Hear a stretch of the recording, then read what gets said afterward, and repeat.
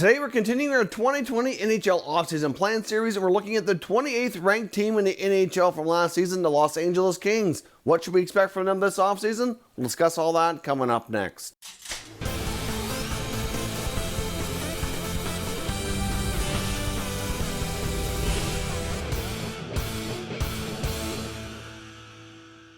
So welcome back to another video here at Top Shelf Hockey. Now, as you can see, we're continuing on here with our 28th team, the Los Angeles Kings, in our 2020 NHL off-season plan series. So all 31 teams, in case you're new to this series, will be getting a dedicated video to what to expect here from them during the off-season, which is not too far away. I mean, we've already had a little bit of trade activity. Free agency officially begins October 9th.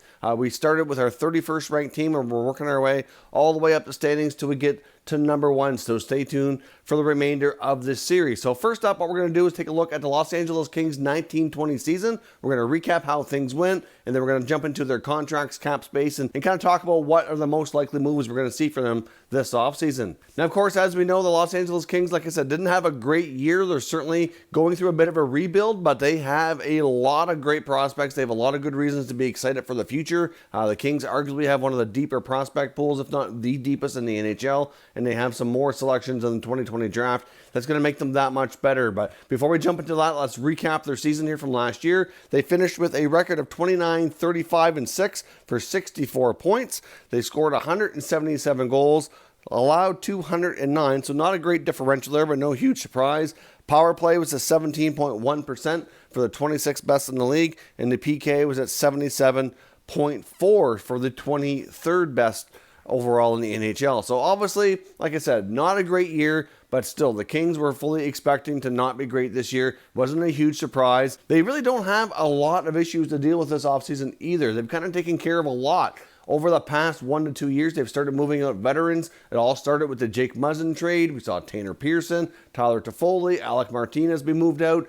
So they've certainly got themselves in a spot where they still have a handful of veterans that are making a good amount of money, and they have a lot of youth that are ready to jump into this lineup here as well. So let's take a look at their cap space that they have available for next year and what contracts are expiring that they may need to take care of. So as you can see here from CapFriendly.com, the Los Angeles Kings have 17 players under contract for the upcoming season, and they have $19.6 million in cap space available. So that's a decent amount of space. They're only going to need to sign between 5 or 6 players. That's certainly pretty reasonable. And the contracts that are coming up here that we're going to get into, they're all pretty minor, won't cost them very much. So really, the Los Angeles Kings don't really need to be anywhere near the high end of the salary cap this season. Even though the cap's not going up, it's going to be a flat cap for a few years. The Kings are one of the few teams that are in a pretty good position that they won't really be overly impacted in that regard. So let's take a look at their RFAs and UFAs that are coming due this offseason.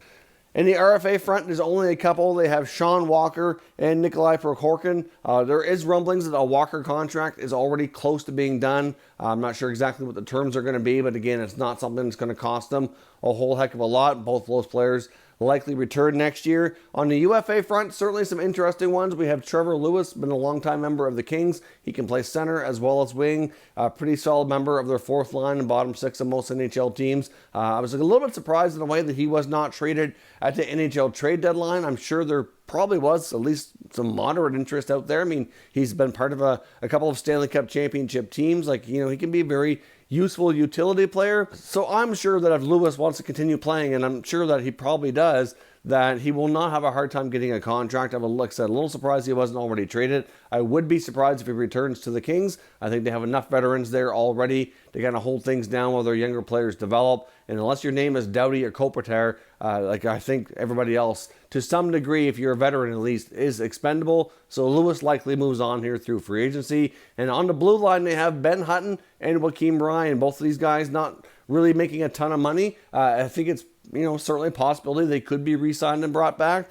But it is also a possibility that Rob Blake and the Kings could decide to move on. I mean, Ben Hutton only made $1.5 million last year, so not a ton of money. He was brought in after he left Vancouver, and Joakim Ryan was playing for league minimum, so they very well could be brought in. They're good depth pieces. I mean, I'm sure Hutton might be looking for a little bit more term than before, where he only had a one-year deal, so it's certainly up for debate what the Kings do in that regard. Given the state of the Kings blue line, like I said, it's certainly reasonable to think that they could sign him, but the fact that they haven't already could be telling, and those players could very well depart via free agency. The Kings could maybe go after, another veteran that might be cheaper or something to that effect than a Ben Hutton. And we very well could see them bring in some more of their youth, which we're going to get into here as well, because there's a youth movement going on in LA, and it's about to take full effect here as a lot of these draft picks turn into full-time players over the next little while for this franchise. So, of course, the 2020 NHL Draft is going to be a huge moment here for the Los Angeles Kings. They're picking number 2 overall, which is absolutely,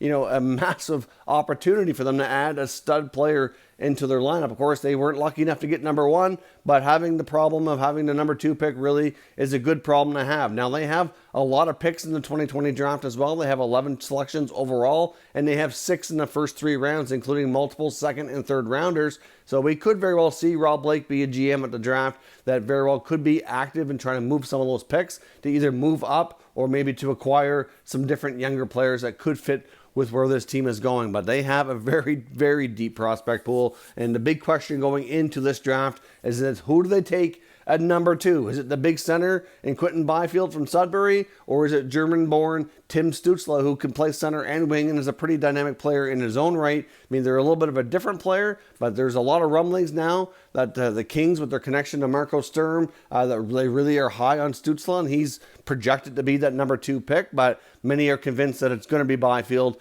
And even though Sturm might be high on Stützle of having that German connection, that at the end of the day, the Byfield pick is, the more reasonable one, and that's where he's going to go. So I guess we're going to have to see, like I said, different kind of players, it's different size. Byfield's a player who's likely going to need a little bit of time, I think, before he joins the NHL. Byfield's that big, rangy center iceman who can score and be a good productive playmaker at the same time. So, it's tough to pass up when you're picking number 2 overall. I think the number 1 picks and the number 3 picks have it a little bit easier. Obviously, number 1's a bit of a no-brainer. And at number 3, you're going to take who the Kings don't.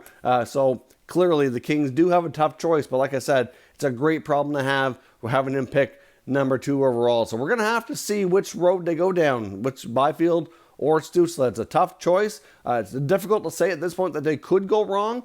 Obviously, it's always fun to look back years down the road and do like a redraft and see who would have been the better choice, but it's going to be quite a while before we really know which of these players would have been the better selection for the Los Angeles Kings. But I'd love to know what you think down in the comments. Which player do you think the Kings go for here? Either way, they're adding yet another huge piece to their franchise's future. But as far as the burning questions that need to be answered for this team moving forward, obviously after the draft, like I said, you have free agency coming up. Do they bring back any of their UFAs? It's quite possible that they don't. Out of the 3, I think Ben Hutton's the one that's maybe the most likely. But again, by no means is that a guarantee either. And obviously they have some other veterans that you have to wonder, could they be moved out as well? You've got Jonathan Quick, Dustin Brown, Jeff Carter. Like I said, unless your name is Doughty or Kopitar, there's a possibility at least that you won't be back next year. Now, in the case of Brown and Carter, I think those contracts are certainly tough to move. They're not that far away from being at the end here. They each are going to have 1 year after this one, so they're into their final 2 years of the contract. So I think there's a pretty good possibility that both those veteran guys remain with the Kings, probably finish out the contract, and maybe retire or move on at that point in time if they want to continue playing in the NHL if they're still able to do so. But as much as we've heard rumblings about either player at times, I don't think either of them likely gets moved on. Now, the one veteran on the team, though, that I do think is a possible that could be moved would be goaltender Jonathan Quick. But even again, I don't think it's a guarantee that he gets moved. The goalie market's going to be a bit saturated this year, so obviously it might not be the best time from a value perspective, given the fact of all the other options that NHL teams are going to have between trade and free agency. So with a very active goalie market, maybe they'll jump in and try to test his value.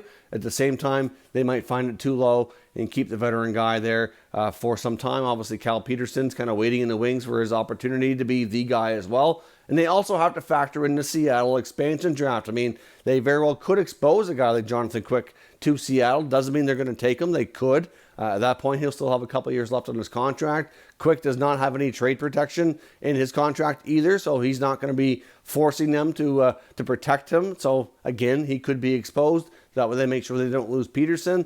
That's a possibility too. But out of all the veteran guys on the Kings roster, I think Quick's the only one who could be traded, but he could be left open to Seattle as well as a fallback option. Now, of course, like I said, we're also going to see a big youth movement. So I think from the Kings side of things, they're going to really be focusing hard on player development and getting a lot more of their younger players ready for the NHL. A lot of these guys are going to be starting the season over in Europe and then coming over to North American training camps once everything gets underway. I know the NHL said they're hoping for a mid-November with a December start time, but it is quite likely and getting more and more likely that that could be pushed back a little bit, and it could be into December before training camps open with a January 1st start time. At least that's what we're hearing now is a real possibility. But when it comes to the Los Angeles Kings, they've got Gabe Vilardi, they've got Alex Turcotte, they got Arthur Kaliev, they got Kyle Clague, they got Jared Anderson-Dolan, got Kupari and Fagemo and Sean Dursey. Like, there's a lot. And, you know, Bjornfoot, another one. Like, they have a lot of great players there, and then so you're going to throw in Byfield or Stützle into that.